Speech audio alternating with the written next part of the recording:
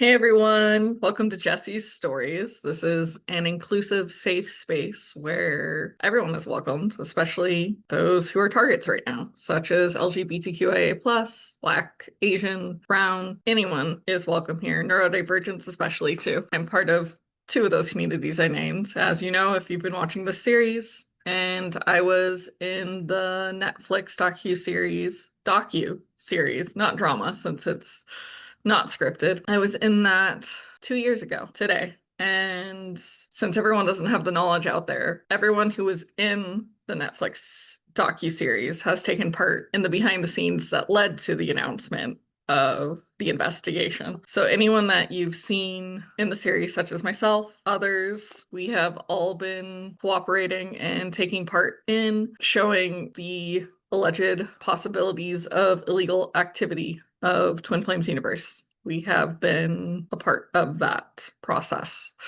There's not a lot I can personally say besides reacting to the Keely and news station interview.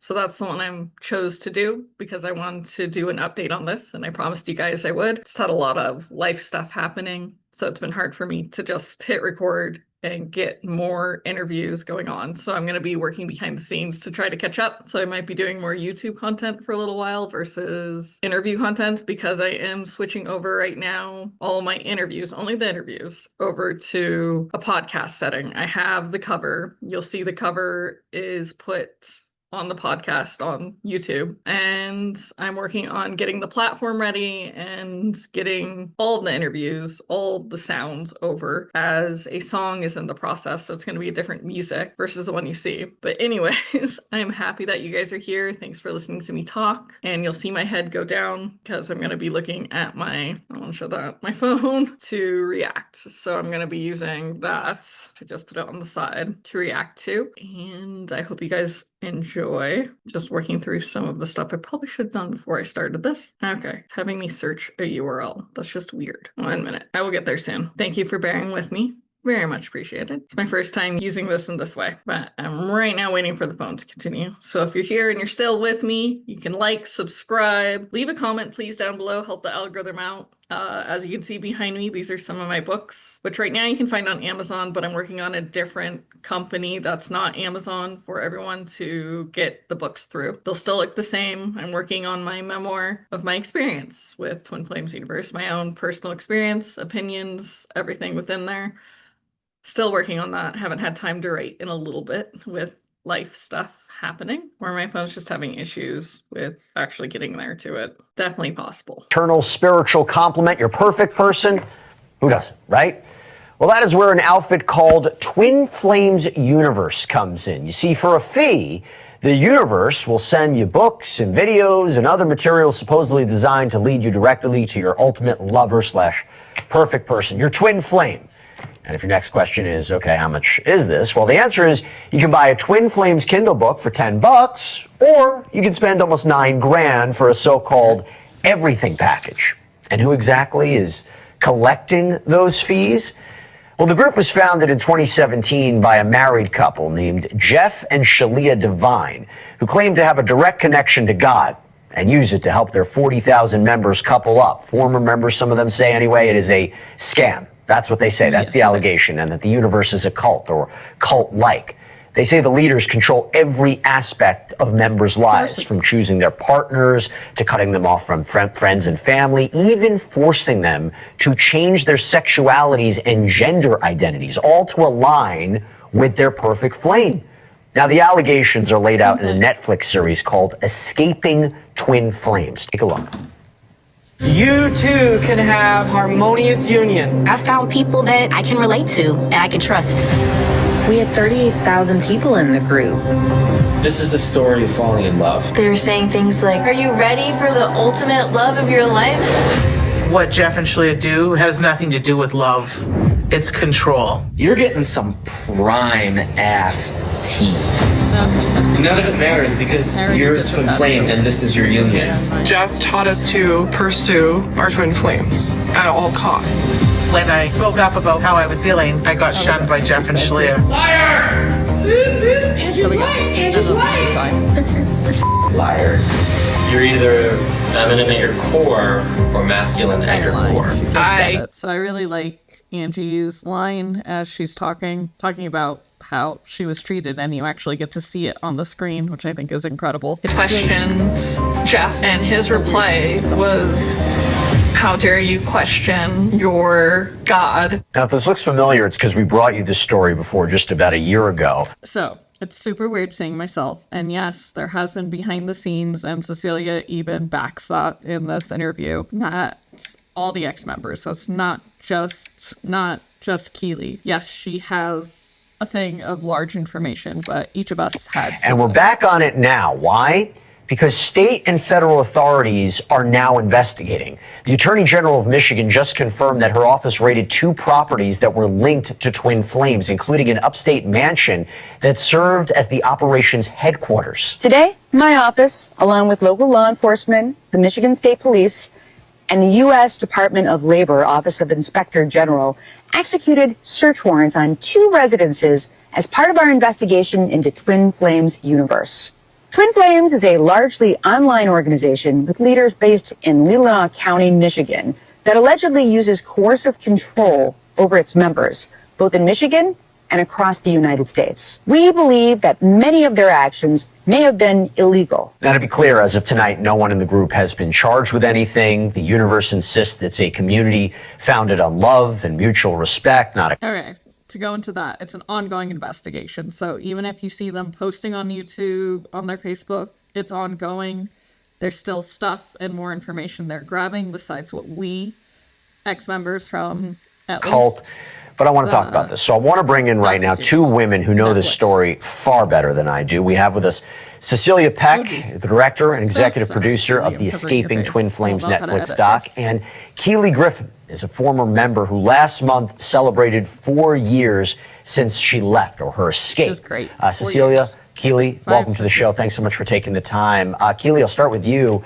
As someone who made it out of this organization, you see the headline, you hear the AG. What are you thinking about this? Just shock and relief. I feel so validated for law enforcement to be taking this seriously. And I think that it's a really big step in the right direction to getting justice for everyone who's been harmed by them. Cecilia, did you have any idea this was happening? Were you contacted by law enforcement, given a heads up, anything like this, or were you just shocked like all of us were? Well, we heard from the U.S. Attorney's Office in Michigan right after our series aired, and we had put them in contact with all of the former members of the group who appeared in their series, and that led to almost 2 years of talking with them and collecting evidence in the form of thousands of documents and videos, and that led to the search warrants and this formal investigation. So it just indicates that they took the experiences of the former members very seriously. And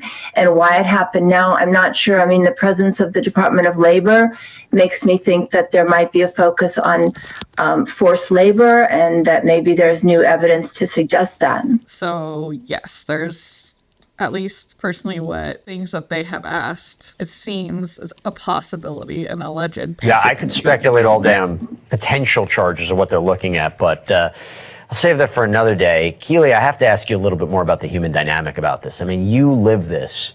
What do you want people, especially, let's say, potentially prosecutors, excuse me, to understand about how deep this control really goes? Yeah, so Jeff and Shalia, like all cult leaders, control every aspect of their members' lives, including what they wear, what they think, their belief systems, and their most personal identities.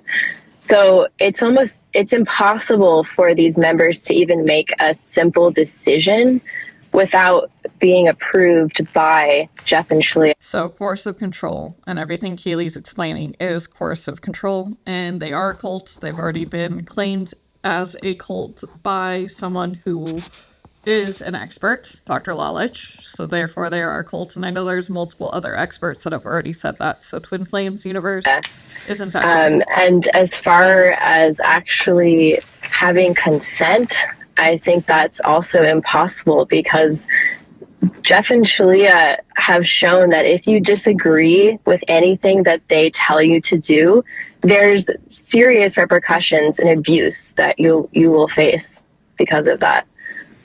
Cecilia, I want to ask you something. So the group has pushed back on the docu-series. They've called it inaccurate. They've called it misleading. If we could put it up here. So we reached out to Twin Flames Universe for comment. We haven't heard back, but they put out a statement in March. I'll put it up if we have it. We take seriously recent allegations implying we wield inappropriate control over our community members. After a careful review of both media coverage and recent productions, we are saddened that so much effort has gone into taking swipes at an organization and community founded on love and mutual respect. What's your response to that? Well, of course they would push back. It's not in their financial interest to admit to these allegations, but the survivors who we profiled stand, behind the docuseries and now the Michigan district. So yeah, exactly like Cecilia said too. It's based off of finances. They're going to continue fighting any allegations against them. Well, not fighting. They'll just say it's false, that we're liars. But in order to get a warrant, they would have had to find some substantial evidence to hand that over. Just putting that out there. And it had to be signed by a judge. Who and which judge? Who knows, because they aren't revealing that information yet, which I look forward to if they do.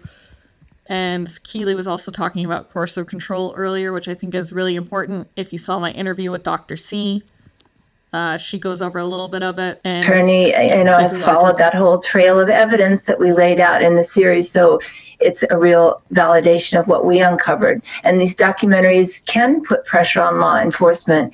As we saw during our last docuseries about the cult NXIVM, the cult leader was sentenced to 120 years in prison during the airing of our series. Keely, I've heard about these kinds of organizations before, alleged organizations giving money, being manipulated. The gender reassignment allegation is one that feels very, very different, and I'm not sure people completely understand that. Can you explain? Yeah, Jeff and Shalia are putting extreme amounts of pressure on their members to completely change their gender and their sexuality against their will.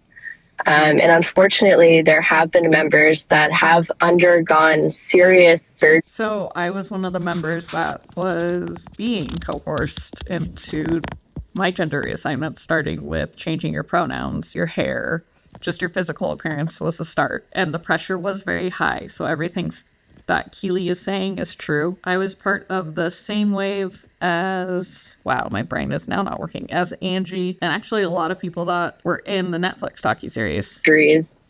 Because of their so-called guidance. And what, I guess the question is, if people look at this and say, what would lead someone to want to be a part of this? The pandemic happened, right? So I know they set up those boot camps and things like that. It could be amalgamation of different factors. But from your experience, what led people to them and maybe are defending them to this day?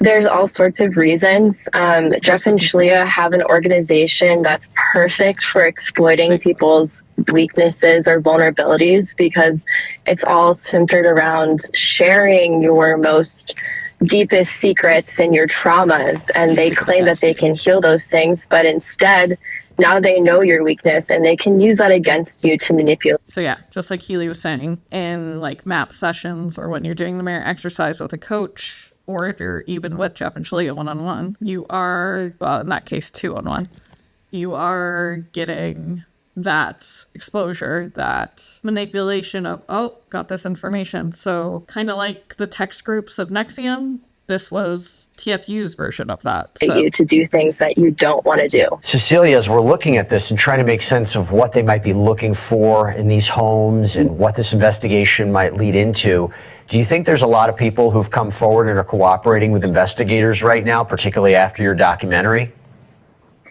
Well, I know that all of the former members who appeared in our series are cooperating.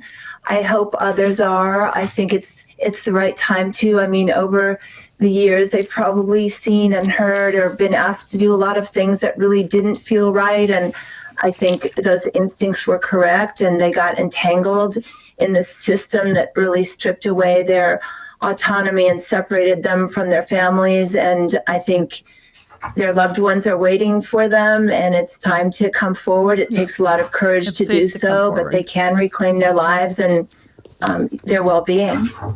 And Keely, real quick, 30 seconds, if you could say something. Thanks for being here, guys. Sorry it's a little sketchy so far. Don't know if I replay it from here, but this is me reacting and kind of giving some information too.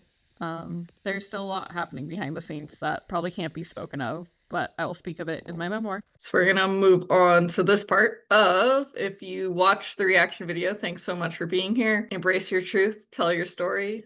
You have a story to tell, I have a story to tell, so let's tell our stories. Till next Saturday, thanks so much for being here. Bye. Peace. Yeah.